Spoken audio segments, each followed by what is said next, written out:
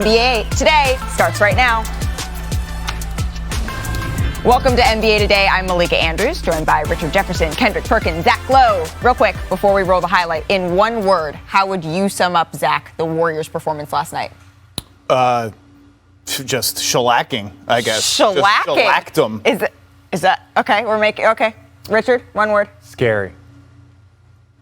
Scary. Yeah, scary. Scary. Yeah, I'm not. Let's do it, bro. The highlights. Let's take a look at the highlights. Steph Curry and the Warriors taking on Kevin Durant and the Nets, and it was scary hours for an entirely different reason, Richard. No, it was impressive. Watching Steph and KD go on it, because that's what everybody wanted to see. Everyone wanted to see these two high-scoring individuals that do it in an efficient variety of ways. And look, Steph was knocking down threes. The bench knew. When Steph gets into this mode, look, over two guys from deep, there's no way to guard that. Well, and the crowd appreciated that. When he went to the line, take a look at what the Barclays Center crowd was chanting.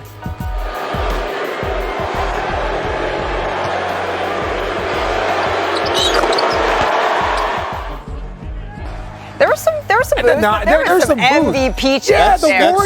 The Warriors, the Lakers, the Knicks, they have fan bases. They travel. That's fine. That's okay. embarrassing for the Nets. No, it's not. No, it's not. I've heard LeBron get chants in the Garden. Well, let's take a look at the third quarter then, because the third quarter, that is where the Warriors, they thrive. They have a plus 107 point differential in the third. That's the best in the NBA. No, it is. And this is what happens. The Warriors wear you down. You might be able to do it for one quarter or two quarters, but the way they wear you down is so impressive to maintain guarding and chasing. And look, let's just be really honest. They could not match that offensive firepower that the Warriors were throwing at them. Lack of transition, lack of communication. The Brooklyn Nets had multiple areas where they were just efficient. And look, when you're the leading scorer in the league, goes 0 for 8 in the third quarter, the game is not going to look good. And 0 for 4 when Draymond Green was the primary defender. So 6 seconds left in the third, and then this just happens. Sure. I mean, why not? Look, that's the type of night that you were going to have. Even my guy Iggy is shrugging his shoulders. He's like, hey, whatever. Guy. That's my guy. Okay. Yeah, Arizona. Bear down. Yeah, bear down. Well, then in the fourth quarter, Warriors up 18 and deep. And look, what are you going to do? Look, at this point in time, it was drive home. Drive 37 home points for Curry. Warriors blow out the Nets. Here's Steve Kerr afterwards. After all these years, what makes the system so difficult to defend? Steph Curry. There's never been anybody like him. So he's an offense by himself. When you're winning and you get the incredible display of skill from Steph, people are going to watch. Into the hands of Curry. Oh, rattles one home. Steph Curry is in his bag. We're on the road on the away team, and they're cheering for us. I guess, that's a perk to having Steph on your team. Lee looks for someone, finds the right someone, and Curry knocks it down. What a night. I mean, he's a master at what he does. That's what you get, every night as a player like that, playing at MVP, Hall of Fame level, you got to respect it. So there's a whole lot to unpack in this one, and we'll get to all of it. The Warriors' third quarter, what happened to the Nets in the second half because they just disappeared, and even Klay Thompson getting closer, ever so close to returning. But we have to start with Steph. His 37 points elicited those MVP chants that we already heard. But Richard, what was the most impressive part of Steph's night?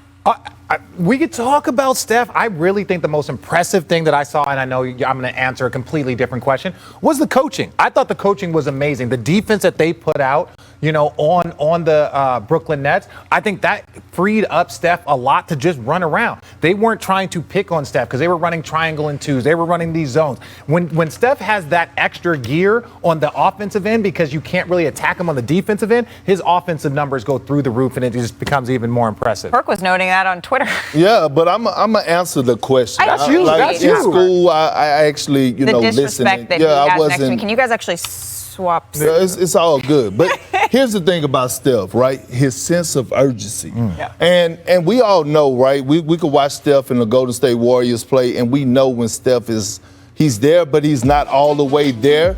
But, watch him guard James Harden on this play, his defense. We know he can make shots, but him paying attention and getting down and dirty. Look, not fouling, active hands into James Harden. James Harden was trying to go into his bag and dive on. Yeah. And so when I watched Steph last night, I could see it in his eyes because usually he'll have a few turnovers that you'll be like, Steph, why did you throw that? It wasn't like that last night. He wanted this game. Oh, he wanted that game. What stood out to you, Zach? Nobody plays like Steph Curry, and nobody has ever played like Steph Curry, running around like that, drawing attention all over the floor, 2 guys chasing him wherever he goes. 3 guys. The secret sauce for the Warriors, we all pay attention to the long threes, the Splash Brothers, even their defense. The secret sauce for them has been that they get to the rim a lot. They're 5th in shots at the rim this year, 4th in shooting percentage at the rim, and that's because 3 dudes are chasing Steph at half court, and guys like Kevon Looney are like, oh, cool, I'll just dunk. Draymond, I'll just dunk. Andre, I'll just dunk. And they get to the rim a lot because of him and the way he plays, which is a singular style in the NBA. So is he just the ultimate space creator? Is that just like a prototype that you replicate it? Think about Damian Lillard. He doesn't move around like Steph. He can shoot like Steph from long range. He doesn't move like that. I say normal rules of spacing do not apply to the Warriors because of Steph. They can play 2 or even 3 non-shooters and still get looks at the rim, still get good looks because of him and also Clay. And that's the secret sauce, the secret Steph. And we spend time talking about Golden State's offense, but their defense has been on full display, especially last night. Zach, there was one specific sequence that you wanted to highlight. What was it? Yeah, I just love this clip that we're going to hopefully play. Kevin Durant tries to fool the Warriors defense by rejecting a screen right here. He's got Andre on him. Draymond reads that, switches onto him. Andre reads that, switches out, and then the play dies. And look how they react to it. The play dies, and Draymond's excited. Andre pumps his fist. They have this moment of high-fiving because you may not realize it. The fans may not realize it. Those two of the smartest guys to ever play this game, realized, oh, we had like a little emergency brewing. We saw it right away. We switched it on the fly. We snuffed it out. High five. I love little moments like that. That's a sign of like a healthy team culture. They take pride in that little stuff that maybe we don't even notice watching the game. Doing the little stuff, doing the dirty stuff. That was what. Oh, let me try this new thing. Boy, careful. Let me try this new thing. Walk with me. Walk with me. Look, RJ he can't stand it. We talking about defense. Shout out to Ron Adams and Mike Brown. Pause it. You cannot tell me that the Golden State. Yeah, they can. Listen, right here. You can't tell me this is not film room. Look what Andrew Wiggins is doing with James Harden. No, it wasn't. It was a good challenge on his left side. Same scenario, different person, right? Look at it. Close the gap. James Harden rise up. I'm going to contest. Yes, he's left-handed. I get it. But this is something that they studied in the film room. Same different person, Otto Porter, same challenge, same results. You're looking at it right now. You cannot tell me that they wasn't in that bag. Look, Mike Brown on the sideline. I pay attention to everything. He called diamond, showing different zone coverages, showing different defensive. Look, Steph Curry, everybody's alert. They all the focus on James Harden. Make other guys beat us. They can't do it. Golden State win. Golden State won handily. And it was pretty impressive. Not gonna lie. His telestration or that? No, the game. His telestration. That's why he wants to be a part of it. He wants double checking.